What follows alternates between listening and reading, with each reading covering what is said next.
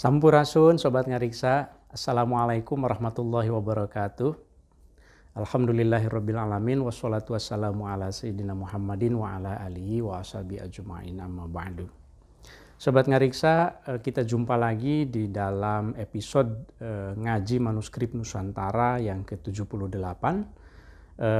Dalam episode ini saya tidak akan membacakan manuskrip sebagaimana biasanya, tetapi saya ingin menghadirkan guru saya, guru filologi pertama saya, yang pertama kali mengenalkan filologi di perguruan tinggi keagamaan Islam negeri atau dulu namanya IAIN, yaitu Profesor Dr. Nabilah Lubis MA.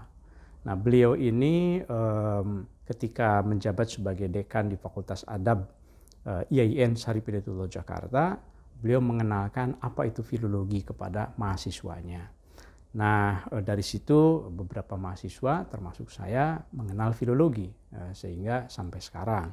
Dan itu kalau dihitung dengan waktu mungkin tahun 96 ya sampai sekarang, jadi sudah cukup lama juga gitu, ada proses gitu. Saya ingin menggarisbawahi bahwa proses keilmuan dari seorang guru kepada murid itu sangat penting sekali. Kita tidak pernah tahu siapa di antara murid-murid kita yang akan melanjutkan keilmuan itu. Kebetulan saya salah seorang dari murid Profesor Nabilah Lubis yang sangat mencintai manuskrip, yang sangat mencintai disertasinya waktu itu Zubdatul Asrar yang sudah kita khatamkan di dalam Ngariksa episode sebelumnya. Nah, tetapi Sobat Ngariksa, karena satu lain hal, saya tidak mewawancarai beliau secara langsung, melainkan saya menghadirkan video Profesor Nabilah Lubis yang menjelaskan beberapa hal terkait dengan penelitiannya, terkait dengan filologi di IAIN, terkait dengan manuskrip Islam di Indonesia, tentu dengan pesan-pesan yang saya sampaikan waktu itu untuk bisa dikemukakan ya. Jadi Sobat Ngariksa, selamat menyimak, mudah-mudahan ada manfaatnya untuk kita semuanya. Terima kasih, selamat menyaksikan. Bismillahirrahmanirrahim. Alhamdulillah, wassalatu wassalamu ala rasulillah wa ala alihi wa sahbihi wa man tabi'ahu wa wala. Rabbi shrah li sadri wa yassir li amri wahlul 'uqdatam min lisani yafqahu qawli. Amma ba'd. Alhamdulillah wa syukru lillah bahwa apa yang disampaikan oleh Profesor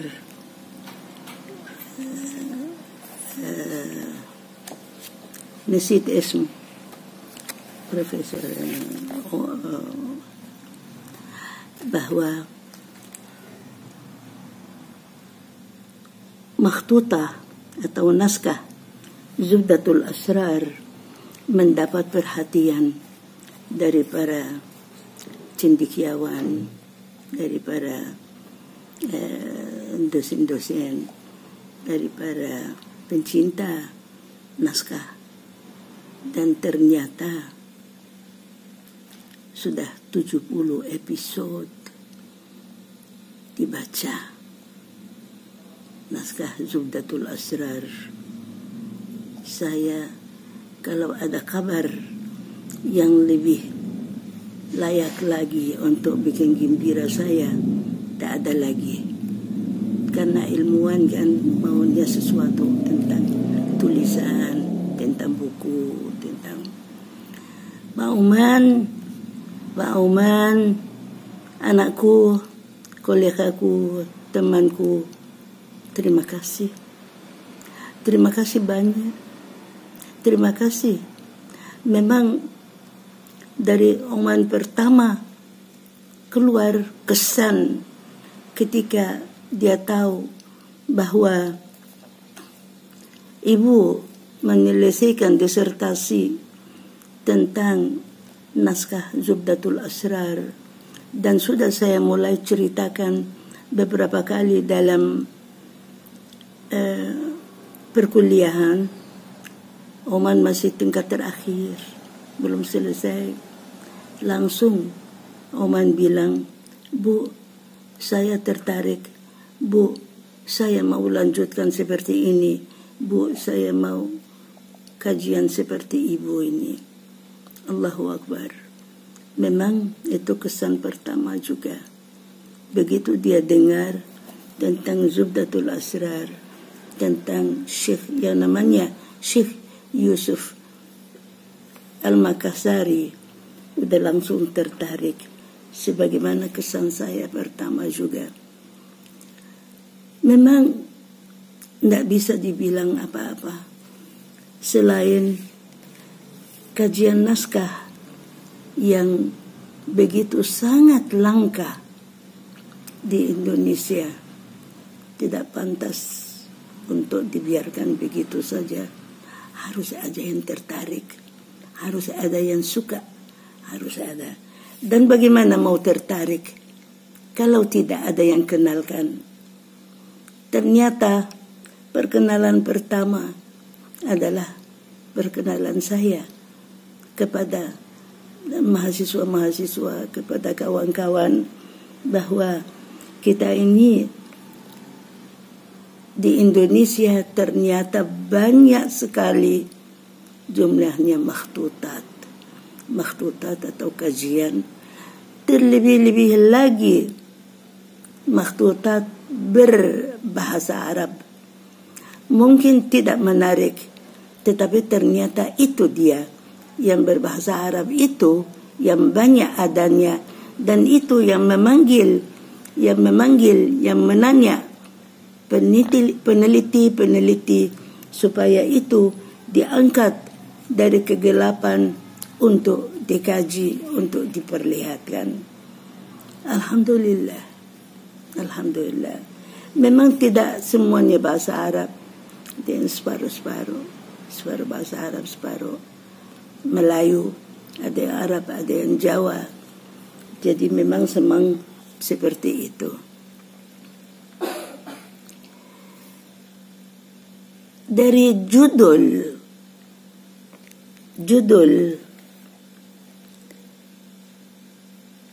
Zubdatul Asrar,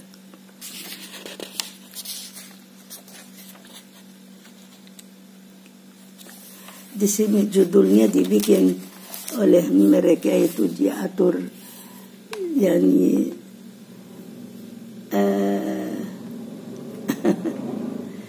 kelihatan apa terbalik? Terbalik nggak? Kayaknya kebalik di mirror. Hah?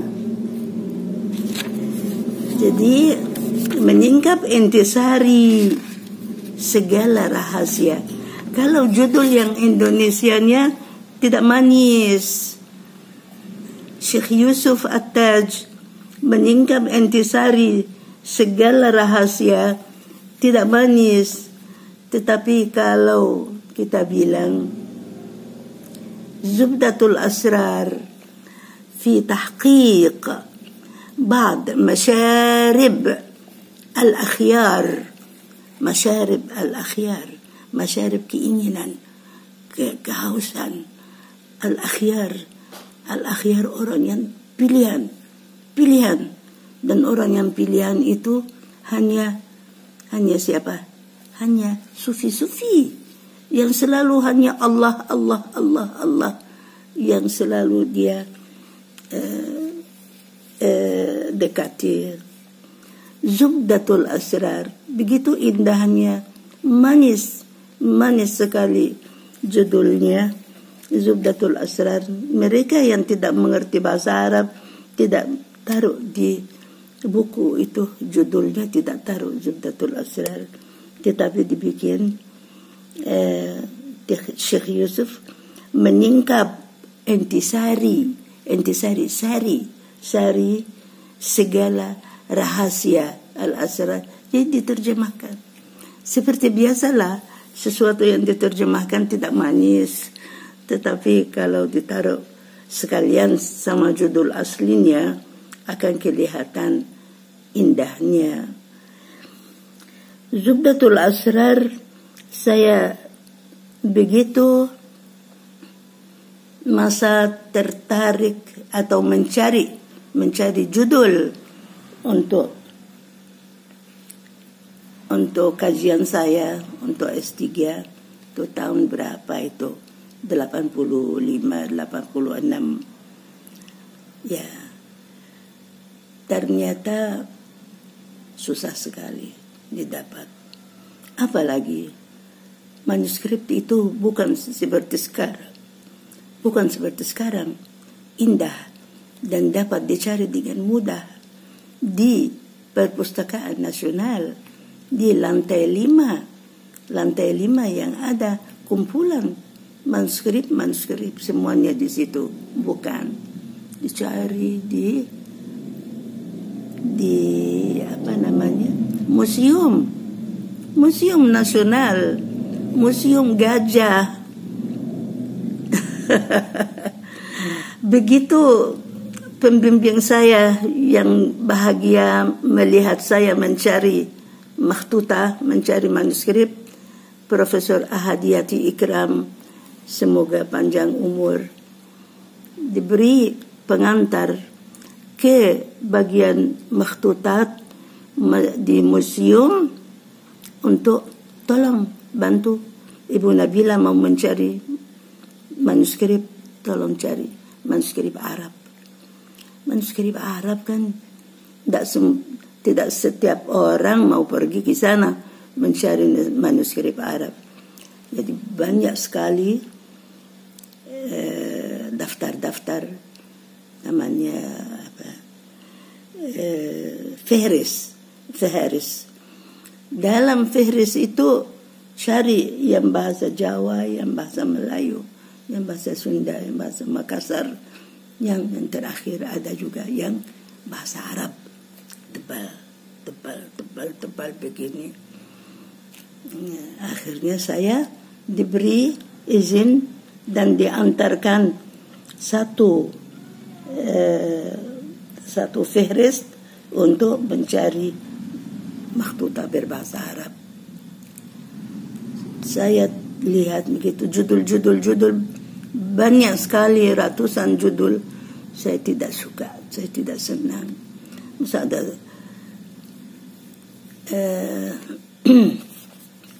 seperti manuskrip yang kita kenal yang lama. Tapi saya patok dengan syaratnya. Manuskrip yang berbahasa Arab yang dikarang oleh seorang berasal dari Indonesia, dari Nusantara, dari Indonesia. Itu yang penting bagi saya. Alhamdulillah, sudah di halaman hampir terakhir. Setelah melihat yang Arab yang lain yang banyak itu, baru saya dapat Zubdatul Asrar fi tahqiq ba'd masharib al-akhyar, Syekh Yusuf At-Taj Al-Makassari. Zubdatul Asrar tidak ditemukan seperti begini di Arab. Tidak. Terus karya siapa? Yusuf At-Taj Al-Makassari, Makassar. Udah, itu Indonesia. Itu saya pegang. Judul, naskah, dan pengarangnya. Alhamdulillah, saya dapat seperti ini. Saya melihat dan saya tertarik. Judulnya kok indah. Zubdah, sari. Zubdatul Asrar, sari rahasia. Subhanallah, sari rahasia dari segala. Ya, indah sekali. Lalu karya Syekh Yusuf Muhammad At-Taj Al-Makassari. Al-Makassari itu sudah dari Nusantara, jangan ragukan lagi. Selesai, alhamdulillah, saya pegang ini. Besok saya langsung sampaikan, saya catat nomor nama dan pengarang itu, saya laporkan ke Ibu Profesor Ahadiyati Ikram. Bu, saya dapat naskah bernama ini, judul ini, dan pengarangnya ini. Apa saya lanjutkan atau bagaimana? Oh ya Bu Nabila, kami tahu itu. Ya, tuh Syekh Yusuf itu dari Makassar, benar-benar ini karyanya. Silakan kalau mau diteruskan, mau dipilih silakan. Alhamdulillah, sudah ada lampu hijau, sudah bisa saya ambil ini. Lapor ke Pak almarhum Ustazuna Syekh Harun Nasution. Di Harun Nasution, saya sudah sempat membaca beberapa halaman. Membaca beberapa halaman itu bikin saya terkejut. Terkejut, aku nggak ngerti. Ya, karena itu istilah-istilah para sufi. Nabila bukan orang Azhar. Saya tidak sempat belajar tasawuf. Saya tidak, pokoknya jauh dari dunia ini. Tetapi Pak Harun, saya bilang begini, Pak, ini kelihatan agak susah. Mungkin saya tidak bisa melanjutkan kajian ini. Kenapa? Karena ini istilah-istilahnya, omongannya itu saya tidak ngerti. Kalau saya tidak mengerti, repot. Bagaimana saya mau menerjemahkan ke bahasa Indonesia? Ini kan bahasa Arab. Saya akan jadikan karya berbahasa Indonesia supaya dapat dimengerti. Enggak ada yang susah, Apa? Tidak ada yang susah. Bagaimana? Pergi belajar tasawuf. Ya Allah, kamu harus masuk kelas tasawuf, kembali ke S2, ke kelas pasca sarjana IAIN. Kamu belajar itu akan tahu semua. Subhanallah. Memang saya takutnya itu harus kembali ke tasawuf. Tapi mau tidak mau mesti ke tasawuf. Ya, Allah menunjukkan jalannya dan memang harus demikian. Akhirnya saya disuruh keluar dari program S3 UI dan masuk ke program S2 di IAIN, pasca sarjana IAIN, dan mulai belajar semua program S2 termasuk tasawuf dan filsafat. Karena Pak Harun, tidak bisa Nabila belajar tasawuf saja. Tasawuf itu berdasarkan filsafat Islam. Filsafat Islam berdasarkan filsafat umum. Dan kamu harus belajar itu semua dengan tadrik, dengan urutannya. Ya, begitu jadinya ke pengalaman saya dalam mengejar Nuskah Zubdatul Asrar. Saya harus kembali dan mulai belajar lagi di S2. Tetapi tidak ada ruginya. Saya senang karena belajar macam-macam ilmu agama yang saya tidak pernah bayangkan. Saya bukan orang dari alumni dari Al-Azhar, tetapi karena saya bukan dari Al-Azhar, saya jadi senang kesempatan datang untuk mempelajari ilmu-ilmu Al-Azhar itu, termasuk supaya saya bisa memahami, mengerti Zubdatul Asrar, apa kata Syekh Yusuf itu. Ya, alhamdulillah. Jadi saya dengan Zubdatul Asrar termasuk berhasil menunjukkan salah satu karya seorang ulama Indonesia yang saya sangat dambakan, yaitu karya Syekh Yusuf itu. Saya senang sekali bahwa itu sudah bisa diangkat ke permukaan. Ya.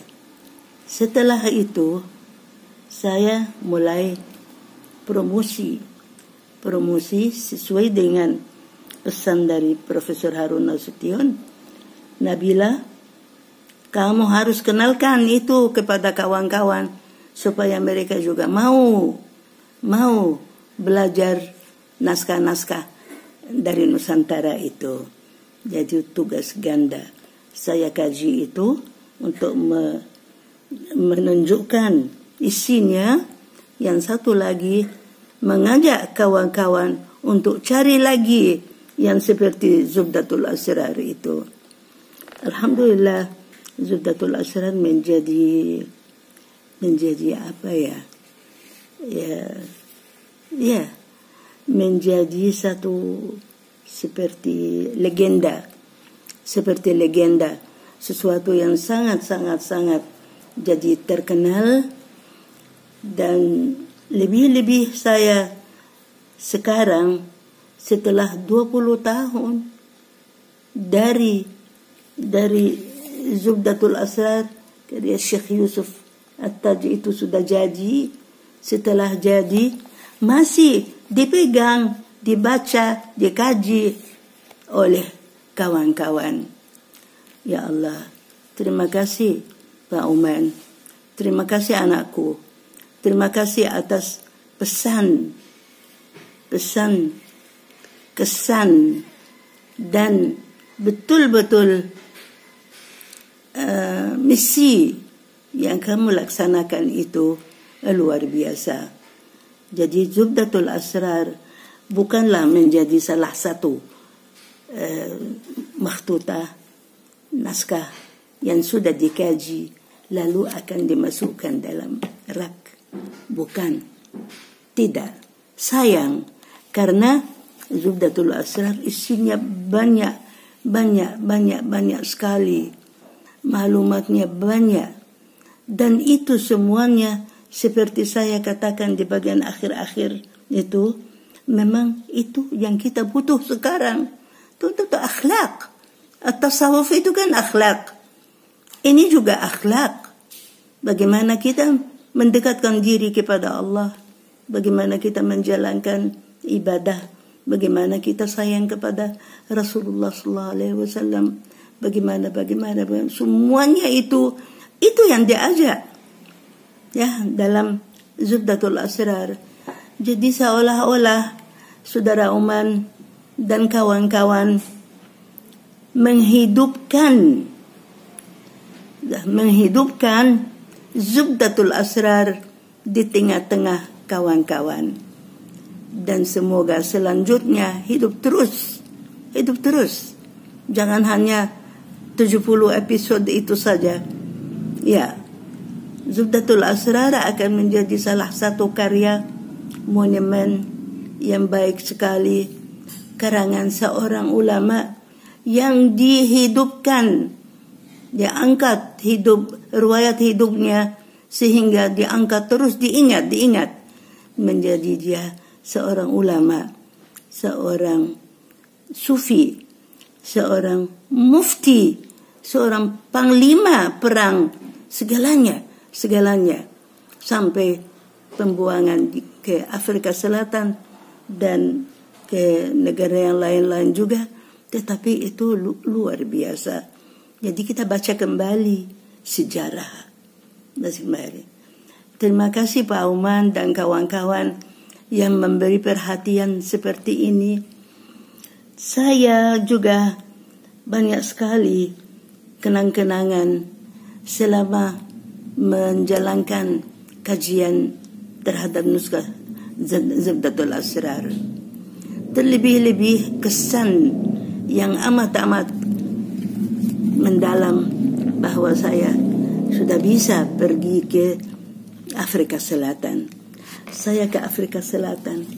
Saya bertemu dengan Nelson Mandela. Waktu itu belum jadi presiden. Dia lagi berjuang baru keluar dari penjara. Dan dalam foto ini dia hadir acara memperingati 300 tahun masuknya Islam di Cape Town. 300 tahun. 300 tahun. Islam masuk ke Afrika. Dan dia bilang dalam pidatonya, saya sangat menghargai pribadi riwayatnya. Saya tahu riwayat hidupnya sebagai seorang Muslim, dan saya belajar dari dia bagaimana seorang Muslim atau Islam tidak membedakan. Islam tidak membedakan antara warna kulit. Tidak ada yang hitam, tidak ada yang putih di situ dalam Islam, semuanya sama. Di situ yang saya hargai. Saya sayang betul ajaran Islam yang diberikan oleh Syekh Yusuf. Saya dengar sendiri dari Nelson Mandela. Dan dia duduk di kursi depan saya persis. Begitu selesai, dia langsung berbalik. Langsung saya dikenalkan, Profesor Nabila from Indonesia. Langsung, hello, how are you? How's Mr. Suharto? Please, my regards to Presiden Suharto. Ya Allah, indah sekali. Seorang mau mempersiapkan diri, seorang pemimpin umat yang mau siapkan diri untuk menjadi presiden. How are you? How's Mr. Suharto? Ya, very nice. Manis. Berarti nama Suharto, nama Indonesia sudah dikenal begitu manis sekali. Ya. Jadi, dan selama di sana dalam peringatan 300 tahun itu luar biasa, seperti peringatan Maulid Nabi besar dan peringatan itu di situ pergaulan antara orang Indonesia dengan orang Indonesia dan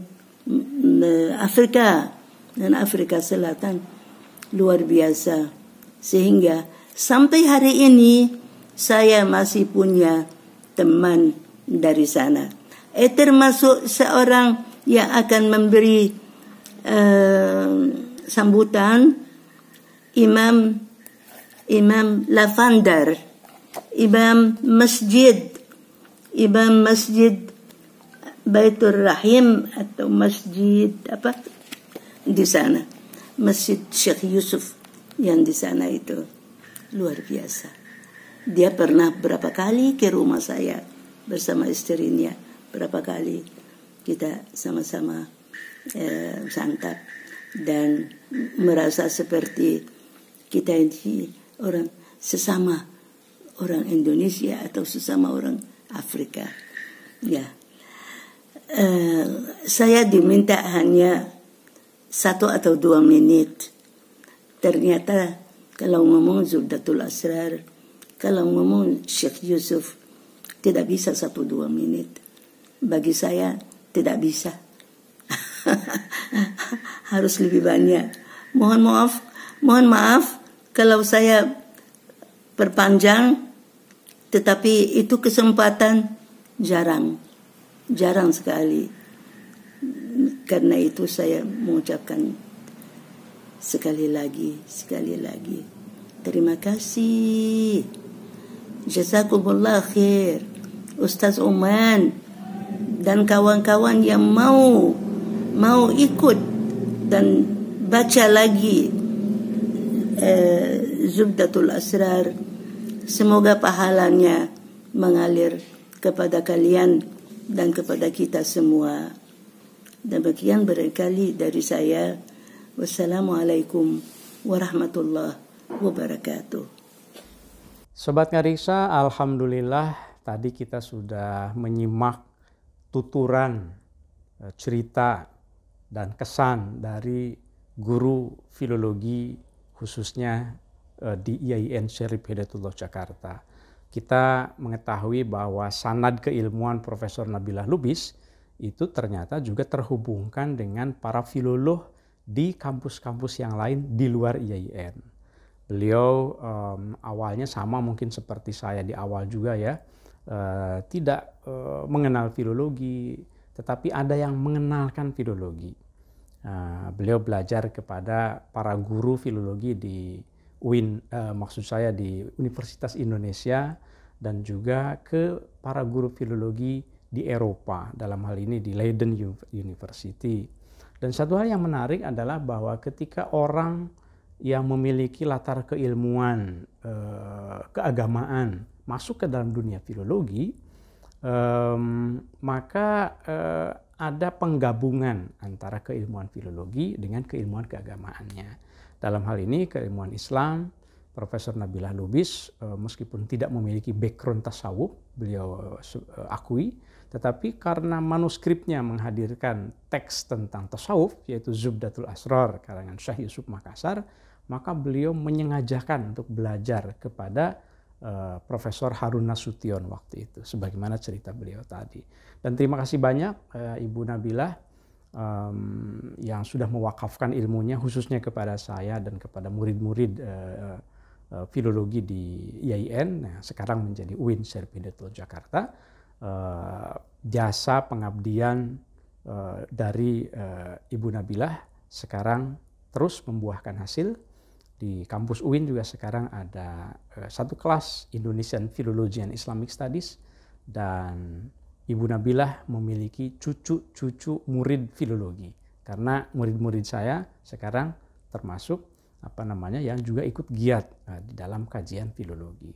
Terima kasih sekali lagi Ibu Nabilah Lubis, Profesor Nabilah Lubis, sehat selalu, mudah-mudahan terus bisa memberikan inspirasi kepada kita sekalian. Sobat Ngariksa, terima kasih. Sampai jumpa lagi di dalam episode Ngaji Manuskrip Kuno berikutnya. Assalamualaikum warahmatullahi wabarakatuh. Salam Ngariksa.